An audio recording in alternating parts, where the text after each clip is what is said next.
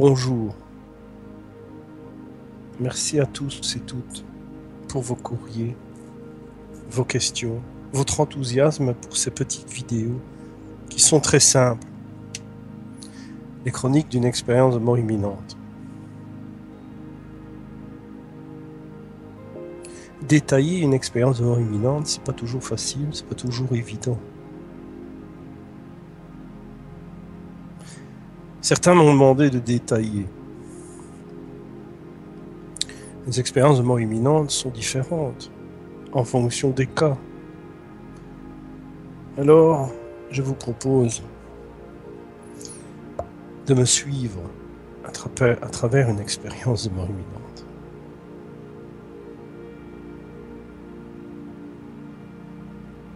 La journée est simple, la journée est facile.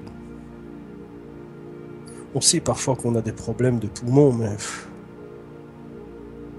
cette époque, les médicaments ne sont pas véritablement perfectionnés.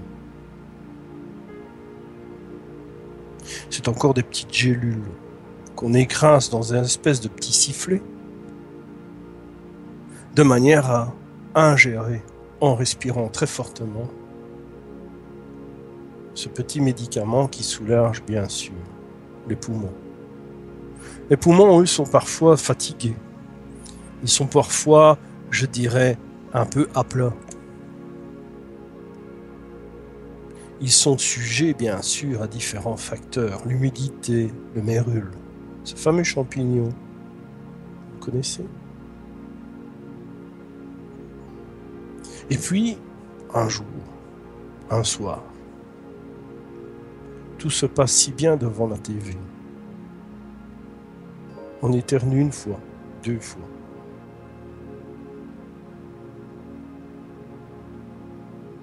3 fois. Un petit sifflement se fait entendre. Ce sifflement est angoissant. On sait qu'il peut y avoir une crise. Le cœur peut se fatiguer. Les poumons, eux, peuvent y laisser les trépasser. On essaye quand même de respirer. Mais rien n'y fait. À cette époque-là, boire un peu de café, comme disaient les vieux, permet de détendre.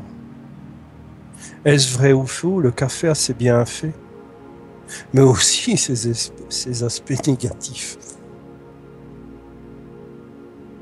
Doucement, mais sûrement, les poumons ne se compressent plus, ils ne prennent plus non plus d'air. Ils s'affaissent, ils se rétractent.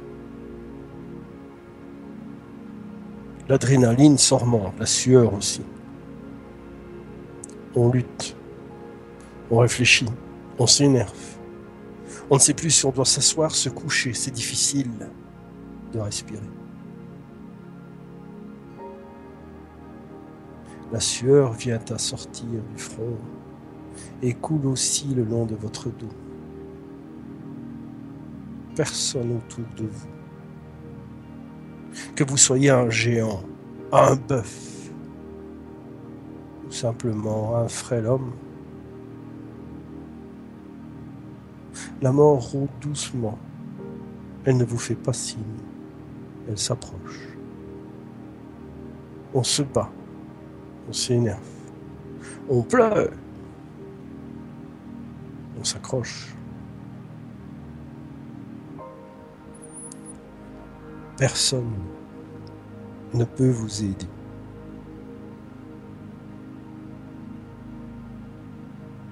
L'ensemble, toute cette harmonie, toute cette musique qui vous étouffe, vous entraîne tout doucement dans un objectif, c'est de savoir que les médecins sont présents. Il n'y a qu'eux pour venir et vous aider. Tout est prêt. Produits, machines. Le grand départ s'offre à vous et vous voilà parti. Il y a à ce moment-là, subitement, beaucoup de pensées qui viennent s'injecter dans vos visions des choses. Il n'y a pas d'ange, il n'y a pas de chien, il n'y a pas de grands-parents morts ou de grands tunnels subitement qui pourraient s'ouvrir. Vous êtes toujours pratiquement conscient, mais le corps ne répond plus. Tout doucement, quelques petites palpitations sont encore présentes. Et puis, il y a un effet comme si on vous jette dans un océan où il y a plein d'aiguilles. Pour reprendre cette phrase dans le célèbre film Titanic. Toutes ces aiguilles sont concentrées sur votre corps, mais surtout dans la nuque, dans la tête. Et puis à un moment, il n'y a plus rien. Entre ce moment où il n'y a plus rien et le retour à la vie, il se passe quelque chose. Tout un ensemble de musique, tout un ensemble d'informations. Quand vous êtes de retour, vous l'avez oublié, presque oublié. Il y a les produits, les injections, les médecins, les infirmières qui vous réveillent. Monsieur, debout. Monsieur, tout va bien. Votre nom, enfin, toutes ces choses que certains d'entre vous ont connues. Retour à la réalité. Dans ce retour à la réalité, il y a les parents, il y a la famille, il y a les amis. Et c'est là qu'on adhère à essayer de rire à ce qu'ils essayent de vous faire rire. On essaye de soulever un verre. Pour boire un peu d'eau, on a l'impression qu'il pèse 1 tonne. On essaye de revenir à la vie en plaisantant avec les autres sur son lit de passion. Mais on sait que quelque chose a changé. Indistinctement, on ne le sait pas encore, mais on s'en fout de tout.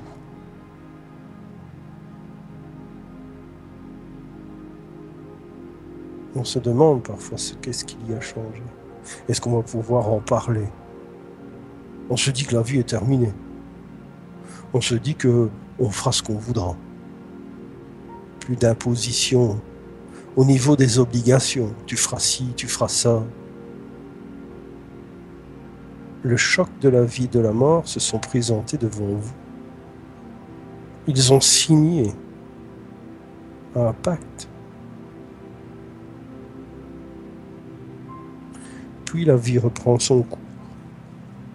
Pour les uns, ils savent qu'il y a quelque chose qui a changé, mais on verra. Les obligations sont présentes, il faut bien les faire. D'autres se tournent vers le questionnement. Changement d'idée, changement de vision des choses, apport philosophique, chemin de spiritualité, réalisme face à ce qu'on ne voulait pas comprendre ou à ce qu'on se cachait, un renouvellement peut-être.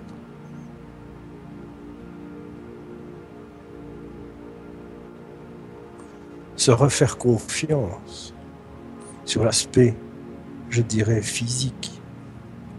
Est-ce que le poumon tient encore? Un autre monde s'ouvre, d'autres lumières. Très difficile de partager, parce que les uns croient, les autres pas, mais ils ne savent pas.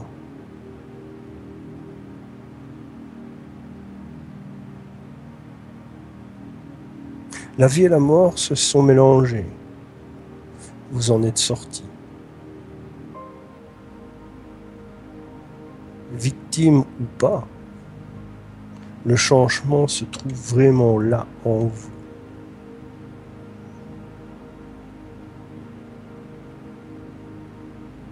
Parfois, certaines choses se réveillent. Diverses facultés, diverses perceptions. Elles étaient probablement toujours là, mais un facteur a fait qu'elles ont surgi de la masse de l'oubli. Un peu comme ceux qui ont perdu un être cher, qui ont eu un choc, et découvrent que ils sont capables maintenant de percevoir, d'entendre. Est-ce toujours cette dualité? Est-ce que ce choc physique, moral n'a pas un peu déstabilisé la personne et qu'elle s'imagine avoir un pouvoir, un don de guérison, un don de prémonition, de magnétisme? Chacun est libre de l'accepter ou pas. C'est peut-être là cette liberté, si fragile, de se dire j'accepte et je crois en ces choses et d'autres non. Une véritable liberté de décision, se dire je crois ou je n'y crois pas. Car dans les sociétés, au-delà de cela, la liberté n'existe pas. Si nous mettons notre main sur la poignée de la liberté et d'ouvrir une porte pour se dire « avançons ensemble », derrière, on y mettra une guerre pour tout remettre à niveau.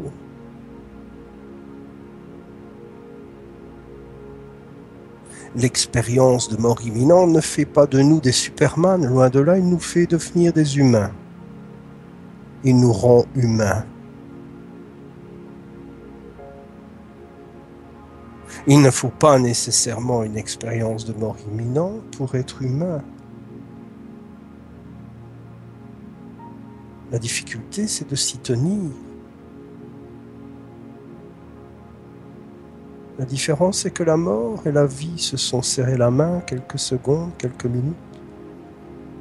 Dans d'autres recherches, la mort ne se donne pas la main, ne donne pas la main à la vie. L'un et l'autre ne se donnent pas la main, ils sont simplement devenus, pour la mort ou pour la vie, banale.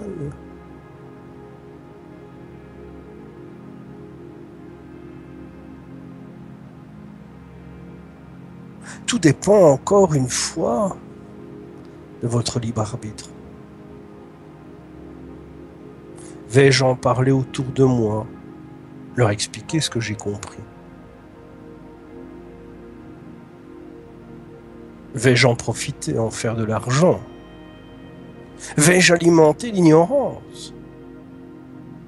Ou me montrer premier, disons, voilà, j'ai vécu une expérience de mort imminente. Moi, j'ai vécu une expérience de mort imminente, je sais de quoi je parle. Ce serait stupide. Ce serait stupide. Passer une information. Dire aux gens que tout est associé. Que tout ne fait qu'un, comme la plupart disent, et quand ils le disent, ils le pensent. Mais quand ils accèdent à telle et telle pratique sur le magnétisme, la gestion des énergies, ils disent « Ah, attention, on ne peut pas partager ça. Il faut faire un diplôme. Il faut avoir une formation. »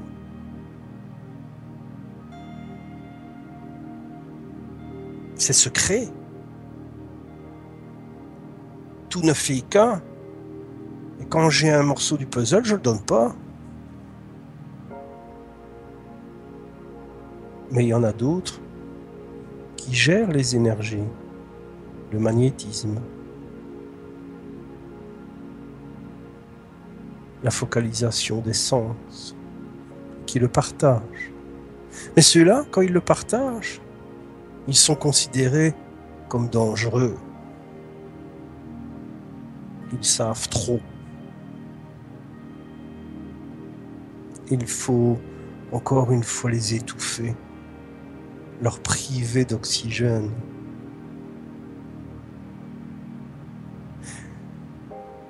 Pour la plupart des gens que j'ai rencontrés qui ont une expérience de mort imminente, l'émotionnel a une importance sur tous les plans.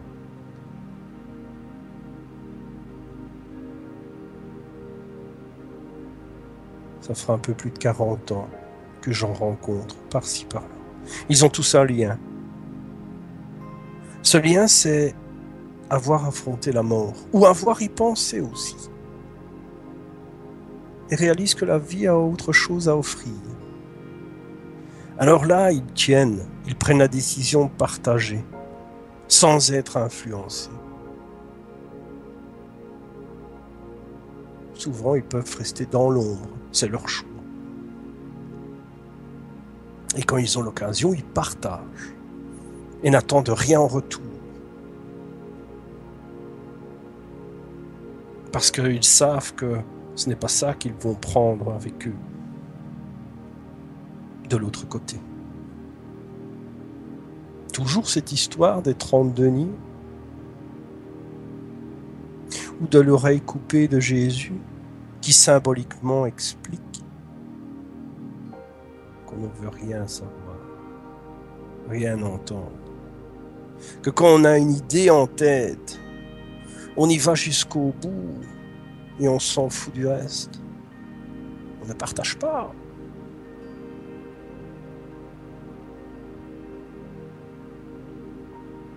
L'expérience de mort imminente joue un rôle certain pour d'abord l'individu, où il découvre son temple, comme disent certains livres saints. Il découvre une nature. À travers cette nature, c'est l'émotionnel. Aimer la vie, aimer les autres. Les émotions pour se reconstruire physiquement, les blessures, les cicatrices. L'émotionnel est partout. De nos jours, c'est le grand business. L'émotionnel. Nos émotions. On joue aussi avec les émotions sur différents aspects. Les conflits qui arrivent, on nous les met devant nous, devant le grand écran. On nous fait passer des messages religieux même à travers des films pour nous faire comprendre que les conflits sont inutiles. Il n'y a jamais de gagnant. La technologie nous a à l'œil, prête à montrer sa force si nous faiblissons. Y a-t-il un point commun avec l'expérience de mort imminente?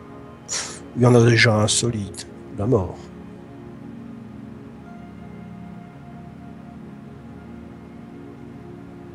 À bientôt.